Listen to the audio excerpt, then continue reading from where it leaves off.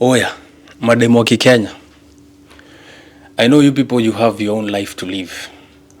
And I know you're the best advisors of yourselves. Na hamwezi ambiwa chochote. Basically, team yenye inapatikana kwa Airbnbs and what have you. I know you're the best advisors of yourself. You cannot take any advice from anybody else. But most of our Kenyan women, damn, we are at a point of no return. Yani, I don't understand what's going on. And I don't care kwa sababu it's not my life. Do whatever you like, it's your life.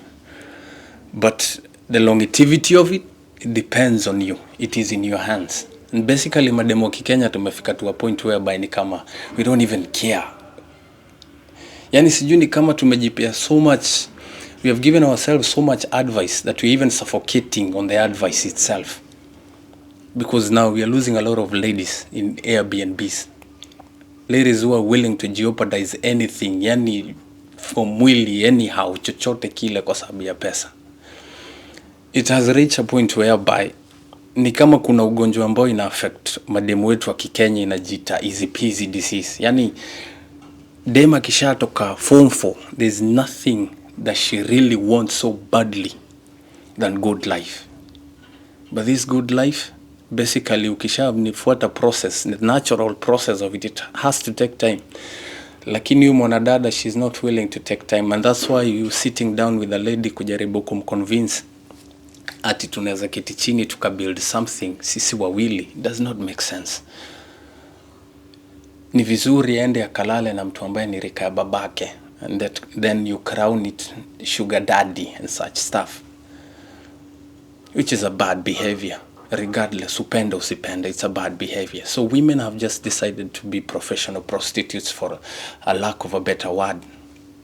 And basically, when now ushajiingiza kwa ile process, na the end of it all ukajipata in compromised states, unaanza kusema wewe ni victim. You're not a victim. You're part and parcel of the process. The difference is you're the weak gender part of that process. You're the weak one. Nanielewa. So madem mefika point, imekuwa yani nikaa ni point of no return. Yani, I don't know, you're so much into advising yourself. Nashindo, what kind of advice are you people giving yourself? Because everywhere, kila mahali utasikia tu maishu. I know you people have your own lives to live. I cannot dictate to you. Ajua kila mtu akona maisha yake aishi, that's for a fact. But these chaos are too much. They're too much, really. Now, at the end of it all, you don't even seem like you care. So let me tell you something. You choose the easy peasy way out, that's on you. Lakini kitu nilikuwa nataka kukumbusha madem, usifike pale mwisho na chenye utapata ukaanza kutuambia you are a victim. No, you are not a victim. Because you knew very well what you signed in for. You're not a victim. You're not.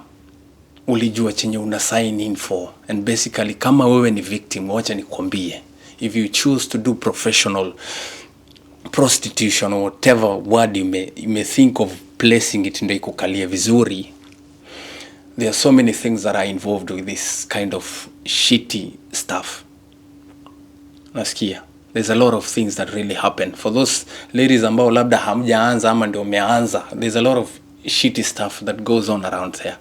Na mimi siku advice ati uchukue advice yangu. Who am I? Mimi mwenyewe hata sielewi maisha yangu inaelekea wapi. How can I advise you? But I just want to tell you facts. Just want the easy life. You need that car. You need everything at once. You need that posh life. You need everything at once. It comes with a price. One of it, it's no longer a private part. It's a public one. That doesn't scare you. There's a lot of abortions involved. That's true. That still doesn't scare you. It comes with maybe. I'm saying maybe, because unaweza cheat the system in one way or another. But most of it, it comes with womb ishatembea. You don't have a capability of carrying a baby ever in your life because you chose to be a professional something for some reason. Inatembea na with your own womb. So being a mama, forget about it. If you're capable of cheating the system to such an extent, wewe na magonjwa STIs hazitawahi kuacha. Left and right madawa haziwezi kuacha. That's for sure. And if kama wewe ni mjanja sana kucheat the system to such an extent, then that's why you're finding Airbnbs zimeanza kujaa miili ya watu. In one way or another. It gives you, lazima itakupata in one way or another. Then at the end of the system, hapo ndo unakuja kutuambia mimi ndio victim hapa, sijui nini. Okay, ladies, let's talk this thing out. Maybe most of you, a good percentage of you, hamjazaliwa na mkalelewa na customs na traditions. We know that. Wale wengi wamekuwa urban centers, they don't believe in cultures, they don't believe in tradition. Okay, let's just put that in a different angle. But there is also something all of us are under. The laws of the country that you brought up and bred in. The constitution itself does not allow prostitution. So hata kama how believe na customs na traditions, the country itself does not allow prostitution. Na basically, unaona kuopt the easier way out, kwenda Airbnb kufanya chenye unafanya kutumiwa pesa, that's prostitution. And that's why I told you are not a victim, you're part and parcel of the process. The only reason why unakaa kama wewe ni victim ni kwa sababu kwa ile cycle wewe ndio weak, otherwise you're not a victim. So this is something that is really messing ladies outside there. It's so messy, you cannot even sit down personally. Kama mimi, I cannot sit down with a lady and discuss maybe a future with her. I cannot, because a very good number of our ladies, they don't believe in this process. Ni easy peasy. Ni kitu ambayo hadi mamako mzazi aliyekuzaa hakutumia. But umefika to a point whereby for some reason lazima wewe mwenyewe utumie that easy peasy route. So when the process is rigged at the end of it all, as you say, unaanza kutafutana na wase watuko news, kuja kutuambia nilipoteza umbu, whatever, nini. Now you're playing the victim. You're now a victim. Forgetting you were part and parcel of the process. You knew very well what you signed yourself into. Lakini sasa umekuwa ni victim. So ladies, sitaki kuongea mingi. All I want to tell you is, when things like this ever happen and you're part and parcel of it, you are right katikati yake. You're not a victim. You're basically not a victim. When you signed in, you basically knew what you were signing in for. Na kama haujui, I just told you what you signed in for. So be well aware. Ukianza kufanya hii kujiuza and what have you, basically kila kitu unataka, maisha yenye unataka, klasi na kila kitu, kujidegrade, because most wanawake wa siku hizi hata hamueleweki. Yani a very good number of Kenyan ladies are in a point of no return. Yani ni watu ambao we just call them deaf ears. You cannot even tell them anything and they listen, because basically it does not make sense to them. Continue with that route. But when anything happens, don't expect me to be remorse on it. Si expect ni kuwa remorse ati kwa sababu sijui mtu alikufia Airbnb. And let me explain why. Because we are so much busy doing so much other things that are so much remorseful, that this one is not even credible to be remorseful about. We are losing a lot of patients in hospitals because of terminal illnesses like cancer and what have you. We are losing our friends and families because of tangible illnesses, because of road accidents. These are things to be remorseful about. Lakini mtu ambaye alijiamua yeye ndiye atakuwa chenye atakuwa na anaenda najipeleka kule, and something happens for a reason. You had options, but you chose this one. You just part and parcel of the process and something happened. So let us not be remorseful. They say the product is as good as the process. So what you get as a product now is people dying in Airbnbs.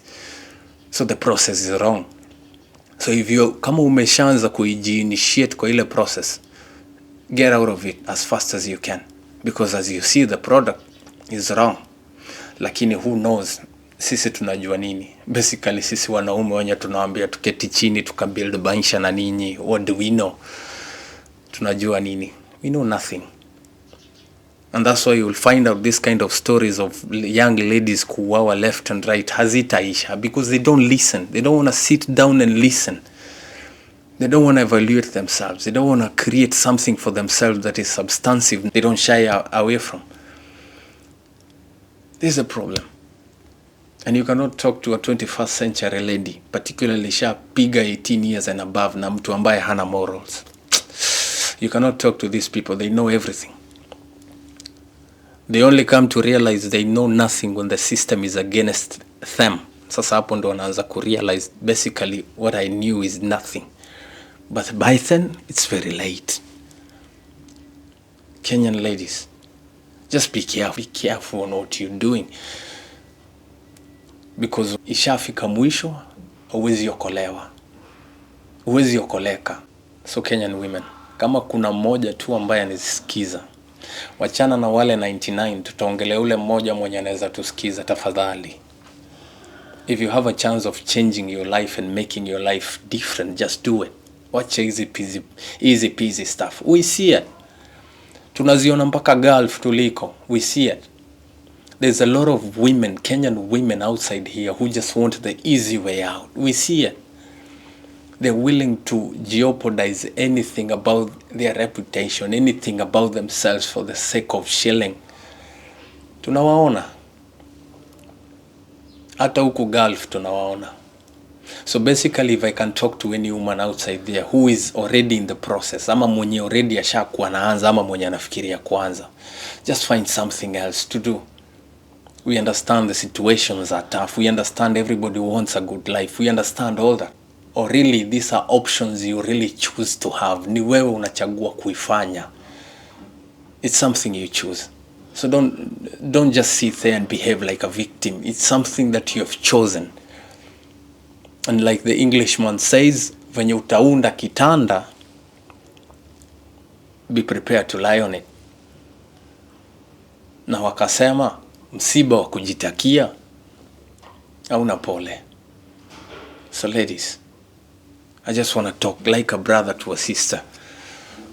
Achana na hiyo upuzi. Just find something. If you want to settle down, find a man who is ambitious enough, ama mtu mnaweza keti chini mkasikizana. Create something. There is honor in creating something that is magnificent. There is honor in that. There is one day point in time mahali kwa maisha utaketi chini uone, what have I done with my life? Because basically wanawake nowadays, yani mshafika to a point of no return. A good number of them, okay, we have a good number of ladies outside there who really respect themselves, and big up to those ladies who really know what they deserve as human beings. Big up to those ladies wale ambao wanataka kula jasho yao kihalali. We still have those ladies outside there. Lakini for the greater majority, wenye wanataka tu maisha ya kiurahisi, kuja kiurahisi, fikiria kuhusu your decision that you took. It's not a good decision. Believe you me, it's not a good decision. It might be a good decision for now, because unaenjoy kila kitu yenye unataka. Kama ni trips za kuenda kwenye unataka, you're really enjoying it. But 10 years down the line, you'll blame yourself to it. For real, I'm telling you facts. This is a fact. Lakini what do I know? I'm just a guy who knows nothing. Na mahali ambapo tumefika, kama mzazi ameshindwa na hao wasichana, sisi ni akina nani tuwape nini? So I'm just here to tell you, Kenyan ladies, if anything happens to you, don't just tell us you're a victim. You're not a victim. It's something that you chose. You chose to be a professional prostitute. Just go down as one. Just like other professions do. You choose to be a soldier, you go down as one. The good thing with the soldier is you get a 21 gun salute. So when you choose to be in this profession, just go down on it quietly and swiftly, because this is nature taking its course. Mimi nakwambia ukweli. This is nature taking its course. And I'm not justifying what those men who are involved in those issues are doing. I'm not justifying that. I'm just telling you, you're the weaker one in this process.